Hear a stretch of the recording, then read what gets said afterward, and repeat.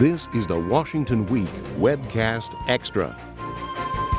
Hello and welcome. We had so much to talk about on the regular broadcast that we just had to stick around a little longer. Joining me, Peter Baker of the New York Times, Jeff Zeleny of CNN, and Molly Ball of The Atlantic. Molly's reported a truly remarkable deep dive this week into the Supreme Court same-sex marriage decision that proves once again that nothing happens overnight. The issue did not accidentally percolate to the top of the national agenda. It was the result of disciplined effort that reminded me of how conservatives have rolled back abortion and gun rights over time, one bit at a time. So tell us a little bit about the 4+ decade fight to get gay marriage as a constitutional right, Molly. Thank you so much for the plug for my story. You can find it on theatlantic.com. The Supreme Court first considered whether same-sex marriage ought to be allowed in 1972 when two gay men tried to get married in Minneapolis and were turned down for marriage license and appealed and appealed. And the Supreme Court dismissed the claim as if to say, why would we even consider this? It's ridiculous. And so the way this issue ends up coming to the court in 2015 is by activists gradually making the case to society at large that this is a plausible idea, that this is something that could exist, and therefore the court has got to consider it on its merits. And so the other turning point that I highlight in my piece is the Hawaii case in the 90s, where 3 same-sex couples in Hawaii applied for marriage licenses, were refused, went to court, and for the first time in any court in the world, the court said, this is discrimination, and the state is going to have to actually prove its case if it wants to discriminate for marriage. So in order for it to be plausible, 2 things had to happen. Public opinion had to shift over time, and it had to percolate out from the states. So there was a state-by-state strategy. That's right, and I looked in particular at one central figure who has been called the architect of the marriage movement, Evan Wolfson, who's the head of a group called Freedom to Marry. Which no longer exists, by the way. It does exist for now, but it is going to disband in the coming months in a sort of deliberate way. But he's always said that once his goal was accomplished, he would dissolve the organization. That was its only goal. It was very focused. And what he did was he went back and he looked at the 1967 decision that made interracial marriage constitutionally mandated, and the Loving versus Virginia case. And he said, okay, there was some combination of states where this was already the fact, the law of the land, and a level of public opinion gradually coming around that made the court agree to consider this case. And we like to think of the justices as sort of sitting up in their ivory towers making these dispassionate decisions, but they are always influenced by the times that they live in, and that's why we see the Constitution's meaning gradually evolving as the sort of societal consensus evolves. And so, at the time Loving versus Virginia was decided, still 70% of Americans were opposed to interracial marriage. However, it was already legal in 34 states. So you had a court that felt comfortable making this constitutional decision and imposing it on the rest of the country, and knowing that there wouldn't be a sort of major backlash or some attempt to undermine the court's legitimacy, which is what the court always fears if it does something that's dramatically out of step with public opinion. Well, it was fascinating. In fact, that's part of what the argument that John Roberts made, which is that maybe the court was still ahead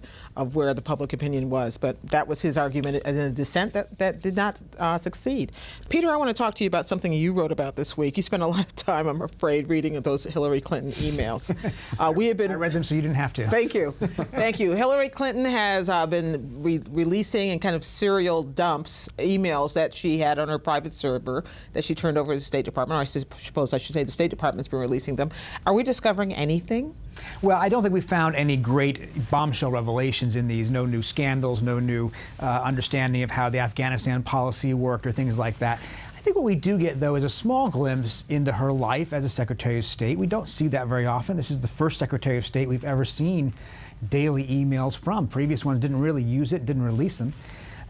So I think it's interesting. You see little glimpses of the discomfort, the awkward marriage she had with the White House run by the person who had beat her for the nomination just a year earlier. At one point, she writes an aide saying, I heard on the radio there's a cabinet meeting this morning. Is that true? Can I go? Which sounds a little Weird, right? She would presumably know, and she wanted to be in the right meetings. She wanted to make sure she wasn't cut out of things where she should be, and she worried at times that the White House might be feeling awkward about people who had supported her.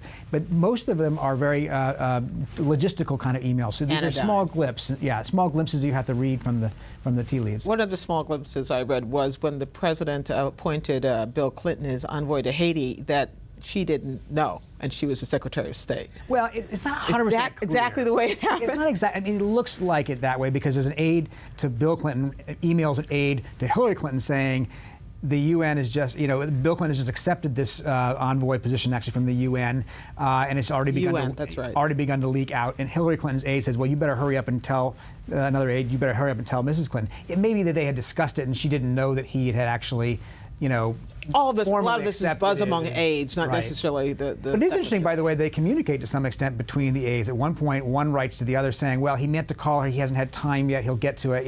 These are two very busy people. Yeah. And they're communicating through other people. It's a very interesting, again, small glimpse into their relationship. Jeff, I want to take us back to the 2016 campaign trail. You mentioned part of this on the broadcast in passing, but I want to dig a little deeper into the money piece here.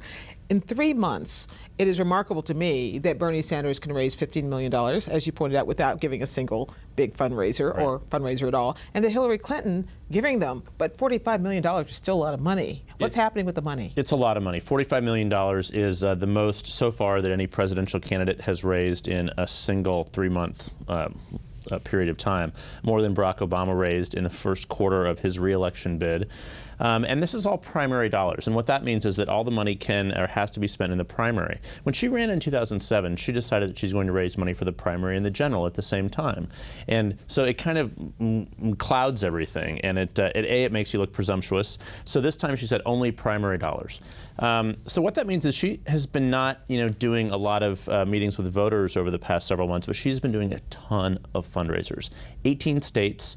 A lot of New York, a lot of Washington, a lot of Los Angeles, Hollywood, but also some other sort of like smaller cities, mid-sized cities in the country, St. Louis, Indianapolis, Minneapolis.